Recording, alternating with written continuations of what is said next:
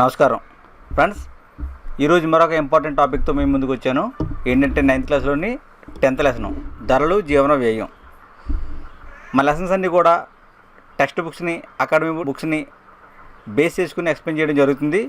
ఈ లెసన్ కూడా సేమ్ అదేవిధంగా ఎక్స్ప్లెయిన్ చేస్తున్నాం. ఈ యొక్క వీడియో నచ్చితే లైక్ చేయండి, షేర్ చేయండి, సబ్స్క్రైబ్ చేసుకోండి. ఫ్రెండ్స్, మీరు చూస్తున్నారు కింగ్స్ డిఎస్సి యూట్యూబ్ ఛానల్. లెసన్లో చూసినట్లయితే తర్వాత ఉత్పత్తి, ఆదాయం, ఉద్యోగిత, వీటి గురించి చూద్దాం. సంభావ్యత ఉత్పత్తి. ఈ సంభావ్యత ఉత్పత్తి అంటే ఏంటి అంటే నిర్ణీత సమయంలో ఆర్థిక వ్యవస్థలో తనకు అందుబాటులో ఉన్న వనరులతో ఉత్పత్తి చేయగలిగే గరిష్ట పరిమాణం. అంటే నిర్ణీత సమయం ఉంటుంది. ఒక ఆర్థిక వ్యవస్థలో ఒక నిర్ణీత సమయంలో తనకు అందుబాటులో ఉన్న వనరులతో చేయగలిగే గరిష్ట పరిమాణాన్నే సంభావ్యత ఉత్పత్తి అంటారు. ఈ ఉత్పత్తి సామర్థ్యం దీర్ఘకాలంలో మాత్రం మారచ్చు. ఈ సంభావ్యత ఉత్పత్తి దీర్ఘకాలంలో మారే అవకాశం ఉంది, కానీ ప్రస్తుత పరిస్థితుల్లో మాత్రం ఈ యొక్క ఉత్పత్తి అనేది అలాగే ఉంటుంది. ఉత్పాదక సామర్థ్యం యొక్క అల్ప వినియోగం.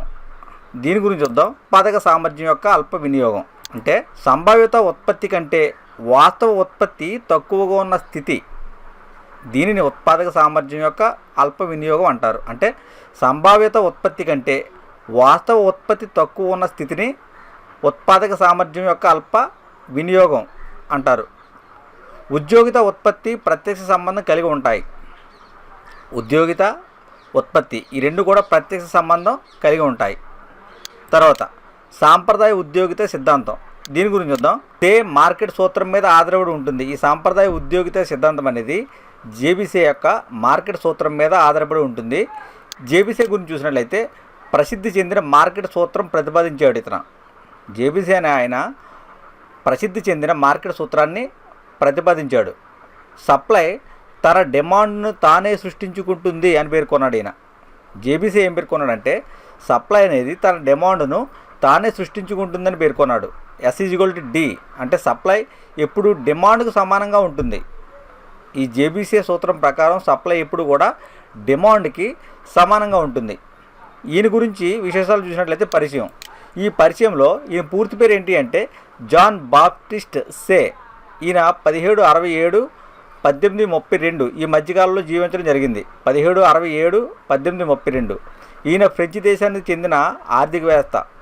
ఈయన జననం గురించి చూస్తే లియోన్స్, ఫ్రాన్స్లో జన్మించాడు. జేబీసీ లియోన్స్, ఫ్రాన్స్లో జన్మించాడు. ఈయన బాల్యం అంతా కూడా జెనీవాలోను, లండన్లోను గడిచింది. యవ్వనం మాత్రం ఫ్రాన్స్లో గడిచింది.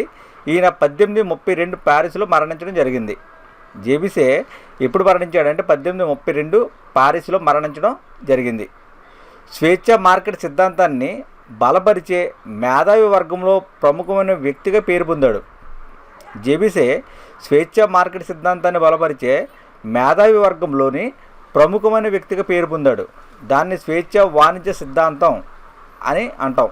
తర్వాత ఫ్రెంచ్ సాంప్రదాయం ఆర్థిక శాస్త్ర విభాగాన్ని స్థాపించాడు.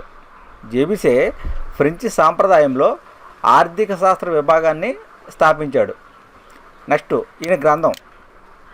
ఈ గ్రంథం చూస్తే 1803లో ట్రీటైజ్ ఆన్ పొలిటికల్ ఎకానమీ అనే గ్రంథం రాశాడు. 1803లో ట్రీటైజ్ ఆన్ పొలిటికల్ ఎకానమీ అనే గ్రంథం రాశాడు. ఆ రోజుల్లో ఈ ట్రీటైజ్ ఆన్ పొలిటికల్ ఎకానమీ అనే గ్రంథం అమెరికాలోని ఒక పాఠ్య గ్రంథంగా ఉపయోగించారు. ఆ కాలంలో ఈయన రాసిన ట్రీటైజ్ ఆన్ పొలిటికల్ ఎకానమీ అనే గ్రంథాన్ని అమెరికాలోని పాఠ్య గ్రంథంగా ఉపయోగించడం జరిగింది. Next course completed economical politic అనే గ్రంథం రాశాడు. దాంతోపాటు లెటర్స్ టు మ్యాచెస్ దీనిని కూడా రచించడం జరిగింది. లెటర్స్ టు మ్యాచెస్ దీన్ని కూడా రచించడం జరిగింది. తర్వాత ఈయన జేబీసీ యొక్క అభిమానులు ఎవరు అంటే థామస్ జెఫర్సన్, జేమ్స్ మాడిసన్. వీళ్ళిద్దరూ కూడా జేబీసీ అభిమానులు. థామస్ జెఫర్సన్, జేమ్స్ మాడిసన్ వీరు జేబీసీ యొక్క అభిమానులు. తర్వాత ఆధారపడే అంశాలు ఏంటి అంటే సాంప్రదాయ ఉద్యోగిత సిద్ధాంతం ఆధారపడే అంశాలు. ఈ ఆధారపడే అంశాలు చూస్తే మార్కెట్ సూత్రం గురించి చూస్తే సప్లై తన డిమాండ్ తానే సృష్టించుకుంటుందని పేర్కొన్నాం.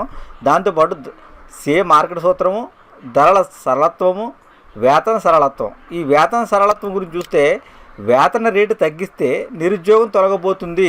ఏసీ పిగు పేర్కొన్నాడు. ఎలా అని? వేతన రేటు తగ్గిస్తే నిరుద్యోగం అనేది తొలగబోతుంది అని ఎవరు చెప్పారు అంటే ఏసీ పిగు. దీనిని వేతన కోత విధానం అంటారు. ఈ వేతన రేటు తగ్గించడాన్ని వేతన కోత విధానం అంటారు. శ్రామిక డిమాండు వాస్తవ వేతన రేటు విలోమ ప్రమేయం ఉంటాయి. శ్రామిక డిమాండ్కి వాస్తవ వేతన రేటుకి విలోమ ప్రమేయం ఉంటుంది. అదే శ్రామిక సప్లైకి వాస్తవ వేతన రేటుకి అనులోమ ప్రమేయం ఉంటుంది. తర్వాత ఈ యొక్క సాంప్రదాయ ఉద్యోగిత సిద్ధాంతాన్ని ఎవరు విమర్శించారంటే కీన్స్ విమర్శించడం జరిగింది. సాంప్రదాయ ఉద్యోగిత సిద్ధాంతాన్ని విమర్శించిన వారు కీన్స్. ఇప్పుడు ఈ కీన్స్ గురించి చూసినట్లయితే దీర్ఘకాలంలో మనమందరం చచ్చిపోతాం అని పేర్కొన్నాడు. కీన్స్ ఏం పేర్కొన్నాడు అంటే దీర్ఘకాలంలో మనందరం కూడా చచ్చిపోతాం అని పేర్కొన్నాడు. ఆర్థిక వ్యవస్థలో ఎప్పుడు కూడా సంపూర్ణ ఉద్యోగిత ఉంటుందని పేర్కొన్నాడు. ఆర్థిక వ్యవస్థలో ఎప్పుడు సంపూర్ణ ఉద్యోగిత ఉంటుంది. తన సిద్ధాంతాన్ని సార్వత్రిక సిద్ధాంతం అని కూడా పేర్కోవడం జరిగింది. ఈ యొక్క కీన్స్ తన సిద్ధాంతాన్ని సార్వత్రిక సిద్ధాంతం అని పేర్కోవడం జరిగింది. ఈ గ్రంథం చూసినట్లయితే 1936లో the general theory of employment, interest and money అనే గ్రంథం రాశాడు. కీన్స్ ఏం రాశాడంటే 1936లో the general theory of employment, interest and money అనే గ్రంథం రాయడం జరిగింది. ఈయన ఉపయోగించే పదాలు ఏంటి అని ఆలోచిస్తే సమిష్టి డిమాండు, సమిష్టి సప్లై, సార్థక డిమాండు. ఈ సమిష్టి డిమాండ్ గురించి చూద్దాం. సమిష్టి అనగా మొత్తం అని అర్థం. ధర అంటే ఏంటంటే సమిష్టి డిమాండ్ ధర ఈజ్ ఈక్వల్ టు వినియోగ వ్యయము ప్లస్ పెట్టుబడి. దీనిని సమిష్టి డిమాండ్ ధర అని పేర్కొంటాం. సమిష్టి డిమాండ్ ధర అంటే ఏంటంటే వినియోగ వ్యయము ప్లస్ పెట్టుబడిని సమిష్టి డిమాండ్ యొక్క ధర అని పేర్కోవడం జరుగుతుంది. నెక్స్ట్ సమిష్టి సప్లై.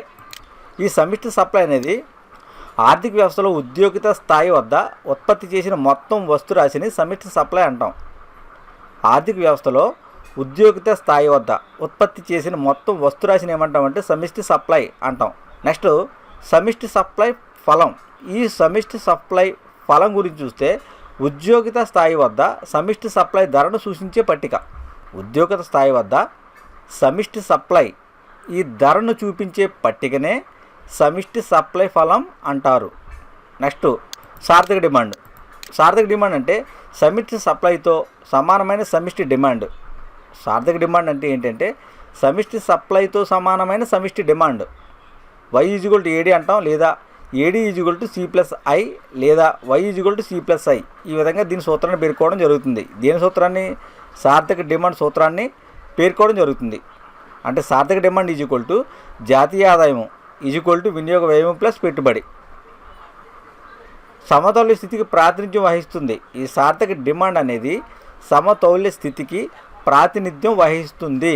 ప్రతి పాయింట్ కూడా టెస్ట్ నుంచే, ఇవన్నీ కూడా అకాడమీ పాయింట్స్ గుర్తుంచుకోవాలి. నెక్స్ట్ పరిచయం. ఎవరు? కీన్స్ గురించి చూద్దాం. కీన్స్ పరిచయం చూస్తే ఈయన పూర్తి పేరు, కీన్స్ పూర్తి పేరు ఏంటంటే జాన్ మేనార్డ్ కీన్స్. కీన్స్ పూర్తి పేరు ఏంటంటే జాన్ మేనార్డ్ కీన్స్. ఈయన 20వ శతాబ్దంలో జీవించడం జరిగింది. ఈయన బహుముఖ ప్రజ్ఞాశాలి. కీన్స్ అనే ఆయన బహుముఖ ప్రజ్ఞాశాలి. అధిక వివాదాస్పద ఆర్థికవేత్తగా కూడా ఈయనకి పేరుంది.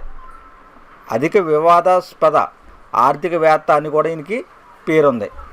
ఈయన తండ్రి జాన్ నేవెల్లీ కీన్స్. ఆయన జేఎం కీన్స్, ఈయన జేఎన్ కీన్స్. జేఎన్ కీన్స్ తండ్రి జాన్ నేవెల్లీ కీన్స్. ఈయన ఆర్థికవేత్త. జేఎం కీన్స్ యొక్క తండ్రి కేంబ్రిడ్జ్ యూనివర్సిటీ యొక్క రిజిస్ట్రార్గా పనిచేశారు. కేంబ్రిడ్జ్ యూనివర్సిటీలో రిజిస్ట్రార్గా పనిచేయడం జరిగింది. ఇప్పుడు కీన్స్ విద్యాభ్యాసం చూసినట్లయితే ఈటన్ కళాశాలలో ఈ కీన్స్ గణిత సాంప్రదాయ శాస్త్రాల్లో స్కాలర్షిప్ పొందారు. జేఎం కీన్స్ అనే ఆయన ఈటన్ కళాశాలలో చదువుతూ గణితం, సాంప్రదాయ శాస్త్రాలు, ఈ గణితం సాంప్రదాయ శాస్త్రాలు రెండింటిలో కూడా ఉపకార వేతనం పొందాడు. 1905లో కేంబ్రిడ్జ్ యూనివర్సిటీ నుండి గణితంలో పట్టభద్రులయ్యారు. ఇప్పుడు 1905లో కేంబ్రిడ్జ్ యూనివర్సిటీ నుంచి పట్టభద్రులయ్యారు. ఆల్ఫ్రెడ్ మార్షల్, ఏసీ పిగుల శిష్యుడైన JM Keynes Alfred Marshall, AC Pigou వీరి శిష్యుడు. తర్వాత ఈయన ఉద్యోగం గురించి చూసినట్లయితే 1906లో ప్రభుత్వ ఉద్యోగంలో జాయిన్ అయ్యాడు. జేఎం కీన్స్ 1906లో ప్రభుత్వ ఉద్యోగంలో జాయిన్ అయ్యాడు. ఇండియా కార్యాలయంలో పనిచేశాడు. ఇండియా కార్యాలయంలో పనిచేశాడు. సంభావ్యత మీద పరిశోధన పత్రం సమర్పించి కింగ్స్ కళాశాల ఉపకార వేతనం అందుకున్నాడు. దీని మీద సంభావ్యత దీని మీద పరిశోధన పత్రం సమర్పించి కింగ్స్ కళాశాల నుండి ఉపకార వేతనం అందుకున్నాడు. తర్వాత కేంబ్రిడ్జ్లో అర్థశాస్త్రం మీద ఉపన్యసించడం కూడా జరిగింది. కేంబ్రిడ్జ్ యూనివర్సిటీలో అర్థశాస్త్రం మీద ఈయన ఉపన్యాసం చేశాడు. 1913-14 రాయల్ కమిషన్ ఆన్ ఇండియా కమిషన్లో సభ్యునిగా పనిచేశాడు. ట్రెజరీ ఉద్యోగం ఇప్పుడు 1915లో చేశాడు. ట్రెజరీ ఉద్యోగం 1940లో కూడా చేశాడు. ఈ ట్రెజరీ ఉద్యోగం చేస్తున్న సమయంలో ఇప్పుడు 1940లో ట్రెజరీ ఉద్యోగం చేస్తూ యుద్ధ విత్తంలో మార్గదర్శకత్వం వహించాడు. 1942లో లార్డ్ అనే బిరుదు పొందాడు. జేమ్స్ కీన్స్ 42లో లార్డ్ అనే బిరుదు పొందాడు. 43లో IMF IBRD అంటే ప్రపంచ బ్యాంక్ అంటాం, ఈ రెండింటికి వ్యవస్థీకరణలో ప్రధాన పాత్ర పోషించాడు. IMF IBRD ఈ వ్యవస్థీకరణలో ప్రధానమైన పాత్రను పోషించాడు. జేమ్స్ కీన్స్ IMFకి IBRDకి ఎప్పుడు గవర్నర్గా పనిచేశాడంటే 1946లో గవర్నర్గా పనిచేశాడు. బ్యాంక్ ఆఫ్ ఇంగ్లాండ్ గవర్నర్ మండలిలో సభ్యులుగా ఉన్నాడు. బ్యాంక్ ఆఫ్ ఇంగ్లాండ్ గవర్నర్ మండలిలో సభ్యులుగా ఉన్నాడు. ఈయన గ్రంథం చూసినట్లయితే సార్వత్రిక సిద్ధాంతం, జనరల్ థియరీ అంటాం. కీన్స్ గ్రంథం ఏది అంటే జనరల్ థియరీ, సార్వత్రిక సిద్ధాంతం. Adam Smith wealth of nation ఈ గ్రంథం ఎంత అయితే ప్రాచుర్యం పొందిందో దాంతో సమానంగా నిలిచిన గ్రంథం ఇది. సార్వత్రిక సిద్ధాంతం లేదా జనరల్ థియరీ అనే గ్రంథం ఆడమ్ స్మిత్ యొక్క వెల్త్ ఆఫ్ నేషన్ అనే గ్రంథంతో సమానమైన ప్రాచుర్యం పొందింది. ఈ గ్రంథం కీన్స్ విప్లవాన్ని ఆవిష్కరించింది. ఈయన 1946లో మరణించారు. జేమ్స్ కీన్స్ అనే ఆయన. అల్ప ఉద్యోగిత సమతుల్యం. అల్ప ఉద్యోగిత స్థాయి వద్ద సమిష్టి సప్లై డిమాండ్ సమానమైతే ఆ స్థితినే అల్ప ఉద్యోగిత సమతుల్యం అంటారు. అల్ప ఉద్యోగిత స్థాయి వద్ద సమిష్టి సప్లై సమిష్టి డిమాండ్ ఈ రెండు సమానమైతే దాన్ని అల్ప ఉద్యోగిత సమతుల్యం అంటారు. ఫ్రెండ్స్, ఈ యొక్క వీడియో నచ్చితే లైక్ చేయండి, షేర్ చేయండి, సబ్స్క్రైబ్ చేసుకోండి. Thanks for watching.